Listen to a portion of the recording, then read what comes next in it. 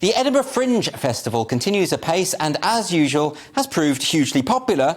But has the Fringe lost something this year? In an article for The Scotsman headlined "Frightened Fringe," comedy critic Kate Copstick wrote, quote, "In all my years of covering the Fringe, there has never been a more joy-stranglingly censorious August."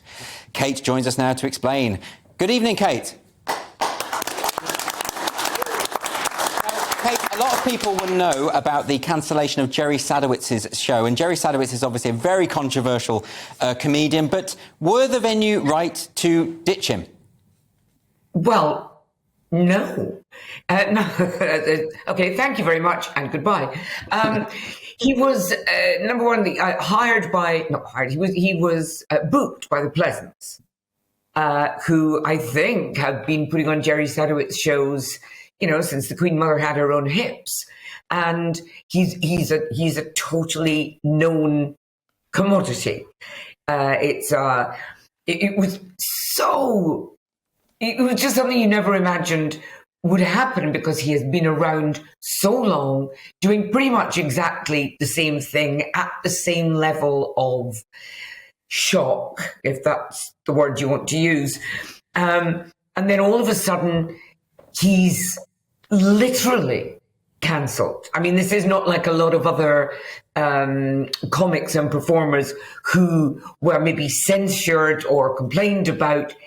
Half of his run, admittedly, which was a 2-show run, was cancelled peremptorily, and having sold out. Yes. And when, of course, the whole thing was shrouded in a miasma of rumour and he said, she said, they said, and the closest to the actual truth that anyone can get is that it was pretty much the temporary young staff at the venue who complained. I have two friends who two friends, imagine that, me. There's a couple that I know were there and were sitting near the front and said they didn't see any walkouts, they didn't hear any gasps of horror. As far as they know, no defibrillators had to be used in the auditorium. And that they just didn't see this level of shock and horror. But it's not just Jerry Sadowitz, is it? You mentioned, Kate, in your article about Elaine Miller, who has had apparently people spitting at her on the street, and again, members of staff, being a bit unwelcoming, shall we say. Is this a new thing? Is this something that's just started this year? Yes, it pretty much is. I mean, I've been coming to the Edinburgh Fringe forever, and there's usually there used to be a lady called Moira Knox, a councillor in Edinburgh, who was capable of sucking all the joy from around her from a perimeter of about 25 miles.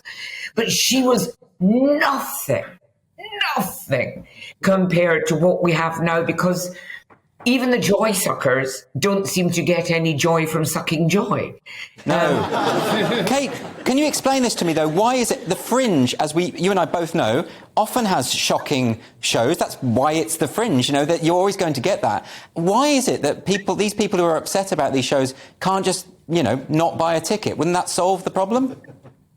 Well, you see, Andrew, you're giving them, the benefit of the doubt there with regards to A, any intelligence, B, any foresight, C, any knowledge of anything that they might be seeing. And for a start, Jerry's show is called Not For Anyone. And there's a show, I can't tell you what the show is called, C *** T. Yes, we can fill that in, I think. Well done. I do love a literate television host. So that's the name of the show, and it's in huge letters on the poster. across a picture of the performer's space. And it's a comedy show, but it's also a very kind of power impassioned history of the word and how it's been used and abused by the patriarchy. And anyway, none of it's done to shock, kind of. But this show, the performer is Becky Fury, and that is her actual name. And she is frequently furious, but that just happens to be her name. So she had somebody come to the show, sit through the show, not evince any horror. As I say, no defibrillators or breathing apparatus had to be used.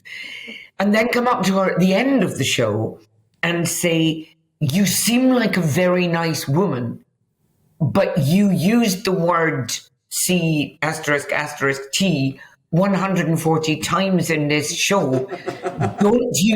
Don't you think we should have been given some warning?" So, I mean, this individual sat there and counted the number of times. That's how offended he or she was. But I mean, it's written on the poster. But but even if I go and see a show and there are things that I wasn't warned about, I quite like that frisson of excitement. I don't want that taken away by warnings splashed on everything. I think it sort of denudes the experience somewhat. That's because you are, of course, the hateful, appalling Andrew Doyle. I should put that on my poster. You have no sensitivities, and in fact, you are anti-sensitivity, and you have a complete lack of understanding of now the phrase "made to feel uncomfortable" is now like a superpower, and it's very much on a day by day, moment by moment, show by show, and person by person. In a way that if an audience member is made to feel uncomfortable, which I say varies across the board, that's pretty much it. That's you censored. You don't, and there's no reason other than my feeling of discomfort is enough to be your problem. So why is that the case, though? I mean, I've also heard the phrase unsafe used an awful lot. The members of the audience felt unsafe because of a comic. Now, why is it? In fact, I know a comedian who had that complaint last year at his show, but then the venue said, "That's your problem. If you feel unsafe, that's your problem." And that's surely the better response. So what has happened? Why is it that the venues, like the Pleasance this year, why is it that the people who book the shows are now siding with this tiny minority of people who want to determine what everyone else can or cannot see? I honestly, I don't know. I can only think that they are terrified and have been, that they're terrified of being censored themselves. I think that in the case of the Pleasance and indeed the Gilded Balloon, in Elaine's case, it's their, as I say, junior, temporary, presumably otherwise unemployable staff who are making the complaints, and they don't have an alternative, so they're having to placate these easily upset children because they fear otherwise they're going to have no staff, or everybody's just completely lost their marbles. Yeah. And we're now enthralled to a load of otherwise unemployable 19-year-olds. Well, we don't have much time, so I just want to ask you one final question.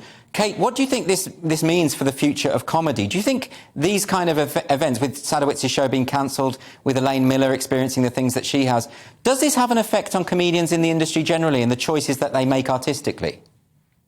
Oh, I think we're all doomed, quite frankly. If this is going to carry on, we are, and please do hear in your mind's ears another word, but we're doomed.